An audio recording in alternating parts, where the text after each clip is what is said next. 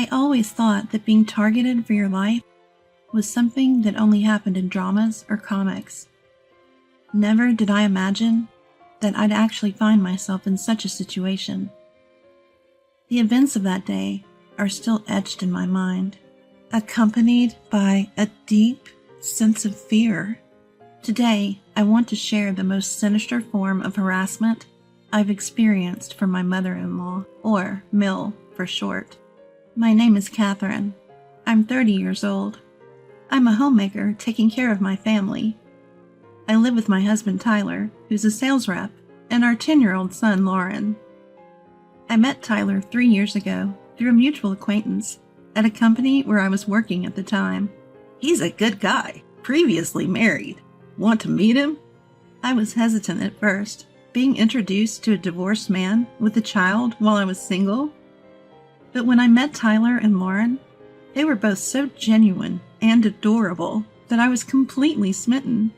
Tyler and I hit it off immediately and got married within 6 months. Lauren quickly warmed up to me, and the three of us became a close-knit family. Weekend drives, family camping trips. For 3 years, every day was fulfilling. Finally, the moment we'd been waiting for arrived. Big news, you two! We're having a baby! Really? Thank you, Catherine. Is it a boy or a girl? It seemed like we're expecting a girl. I couldn't wait to hold my own child in my arms. Let's do our best together. I'm going to be a new mom again. I talked to my unborn child every day. Everything was going smoothly. I thought so, and never doubted it.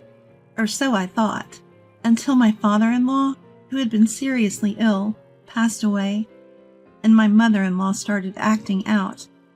About 2 months after his passing, mother-in-law began summoning me to her home more frequently. Our apartment is only a 15-minute drive from her place, but being called over almost every day was stressful. Don't worry about coming every day. My legs should get better soon.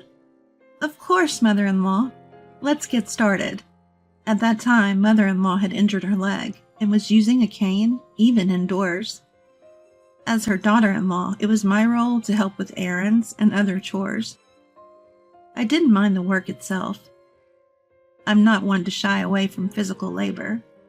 The problem was the constant complaints about Tyler's ex-wife while I was working. She was a terrible wife, always timid and inefficient. She couldn't cook to save her life. Meat was always tough and the soup was too spicy. Even her cleaning was sloppy.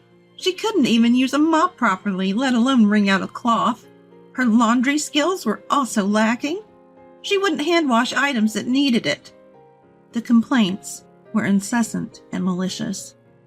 I had never explicitly asked why Tyler and his ex-wife divorced, but I wouldn't have been surprised if mother-in-law had something to do with it. My suspicions would soon become a reality. It was around the time I'd reached my 9th month of pregnancy, and my belly had grown quite large. I got a call from mother-in-law. Would you like to have dinner together? Could you prepare my portion too? At that time, it wasn't uncommon for the 4 of us to share meals. But that evening, I got an urgent message from Tyler. I'll be home late tonight. Go ahead and have dinner without me. Mother-in-law was clearly displeased that she wouldn't get to see her grandson. What's with this meat? It's so tough to chew. Did you buy the cheap stuff? Well, we can't always afford the best. And this soup tastes like water, worse than hospital food. I tried to keep the salt low. The atmosphere at the dinner table was terrible, thanks to mother-in-law's constant complaints. Lauren seemed quieter than usual, as if he wanted to finish eating and leave. After dinner, while I was doing the dishes, mother-in-law started whispering something from behind me. The bigger your belly gets, the further Tyler and Lauren drift away from me. Mother-in-law, is something wrong? He used to rely on me a lot right after the divorce. I'm sorry, I can't hear you well over the water. Everyone's leaving me! Mother-in-law? You're in the way. You're not needed. I I turned around to see mother-in-law raising a frying pan. "Get lost, you worthless wife!" What are you doing? Tyler's shout stopped mother-in-law in her tracks. "Stop it, Mom! What are you trying to do to Catherine?" Tyler had come home just in time. I was so shocked that my legs gave out, and I collapsed. Memories from the past few months flooded back into my mind. It started around my 6th month of pregnancy. Mother-in-law began visiting our home more frequently, making me constantly on edge. I never knew when she might drop by unannounced. I couldn't afford any slip-ups or oversights in my housework. Even my clothing couldn't be too casual. It was a series of restless days. Most of the conversations with mother-in-law revolved around my pregnancy. "How's everything going? It's a girl, right? Is everything on track?" So far, so good. I'm keeping a close eye on my weight. I was initially glad she seemed so concerned. At first, I honestly thought so. But as time went on, her behavior became increasingly unsettling. I had been strictly advised by my obstetrician to avoid excessive sugar intake. Too high of blood sugar levels could affect the baby. I thought I had communicated this to my mother-in-law repeatedly. Yet, she would say, "Here are some sweets I brought, and I got some fruit. It was on sale." It was hard to refuse when she offered them with a smile. And every time I did refuse, explaining why, she'd get clearly upset. As my belly grew, mother-in-law's interference intensified. "I can do the cleaning. You should relax, Catherine." Such offers seemed helpful at first, but when I looked around the room after she left, wait, where's our photo from last year's trip? The whole frame is gone. Important items would go missing, and quite frequently. "Oh, sorry, Catherine. I broke another plate." "It's okay, mother-in-law. Are you hurt?" "I'll clean it up." Dishes and glasses would get broken. My distrust of mother-in-law grew stronger and more irrepressible. Naturally, I talked to Tyler about it. "Do you think she doesn't like me deep down? I feel some hostility from her." I'll subtly check it out. Sorry you have to go through this. Thanks to Tyler, who was always on my side, I managed to get by. Around my 7th month of pregnancy, my belly had grown significantly, and the strain on my back was increasing. Despite this, mother-in-law started summoning me to her house frequently again. She'd make me do chores, citing her aching legs or bad stomach as reasons.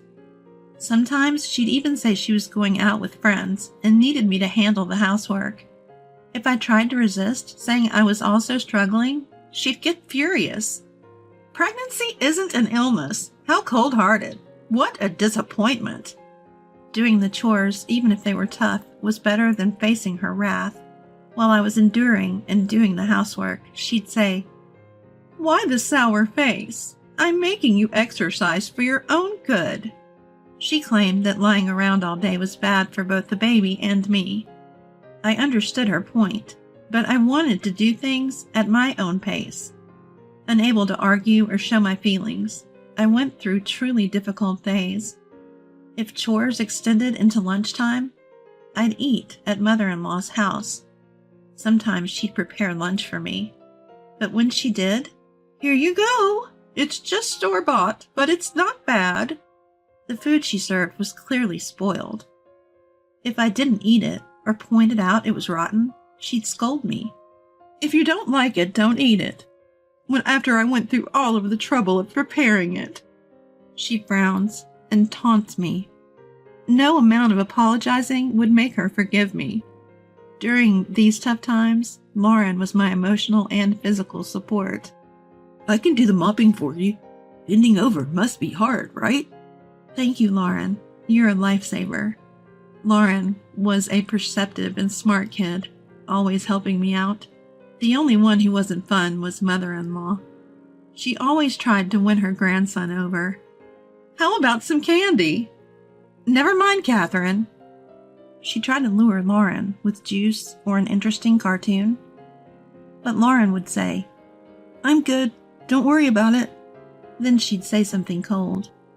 The colder she was to me, the more she was disliked by her grandson. Of course, Tyler was always on my side. Whenever he had a day off, he'd visit mother-in-law's house and scold her multiple times. Stop making Catherine do all the work and feeding her spoiled food. I've never done such a thing. Tyler, you're being deceived. What would Catherine gain from deceiving me? You're really losing it, Mom. Are you saying I have dementia or what? And so the relationship between mother-in-law and us deteriorated day by day. Around my 8th month of pregnancy, when I was mentally and physically drained, a stranger approached me while I was shopping. Excuse me, you're Tyler's wife, right? I'm actually his ex-wife. Unexpectedly, I was approached by Tyler's ex-wife. She said she had something to talk about, so we went to a nearby cafe. Just like mother-in-law had described, Sophia was a quiet and reserved person. But what she told me was unbelievable, completely opposite to her demeanor. She tried to take my life. What? She tried to kill you? By she, I mean mother-in-law, of course. Sophia said. She told me that she had faced various forms of harassment from mother-in-law while pregnant with Lauren. Being fed spoiled food, forced to do endless chores, and scolded if she resisted. It was a miracle that Lauren was born healthy in such a toxic environment. The harassment continued even after giving birth. I was treated like an intruder. Mother-in-law took Lauren away from Sophia and kept piling on the chores. Then one day, I felt a strong impact on my head and collapsed. A pot that was stored up high had fallen. That's what mother-in-law told the authorities. But I couldn't believe that was all there was to it. Sophia suspected mother-in-law had done something to her. Tyler couldn't change the situation. So Sophia, sensing danger, chose to divorce him. She left Lauren with Tyler due to her financial instability. Sophia repeatedly warned me to be cautious around mother-in-law. Please be careful. Take whatever precautions you can. Thank you for your concern. I'll do my best. When I told her how wonderfully Lauren had grown up, Sophia cried tears of joy. For her sake, too, I had to protect my family's well-being. I decided to take all necessary precautions. About a month later, that dreadful dinner happened. Tyler took the frying pan away from mother-in-law, who shook her head, saying, I didn't do anything. I was just putting the pan away. That's when Lauren, hiding behind Tyler, glared at mother-in-law. She's lying. I saw it. Grandma's lying. I agree. It looked like you were trying to hit Catherine. No, you're mistaken. Shall we check then? Check? What do you mean?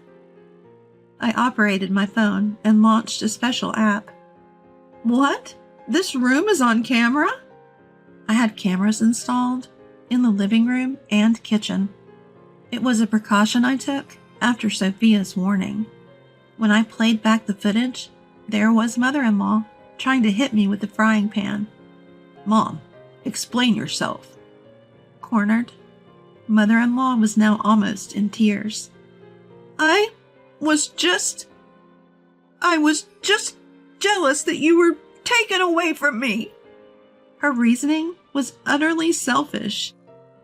She had hoped to live with Tyler again after his divorce, but was disappointed when he remarried so quickly. She felt robbed of the chance to have her son and grandson all to herself. Mother-in-law kept repeating these selfish claims. How dare you come into our lives and steal everything? Both Lauren and I felt disgusted by her words. Tyler's face turned red with anger. How could you say that to my mom? Apologize. Apologize now.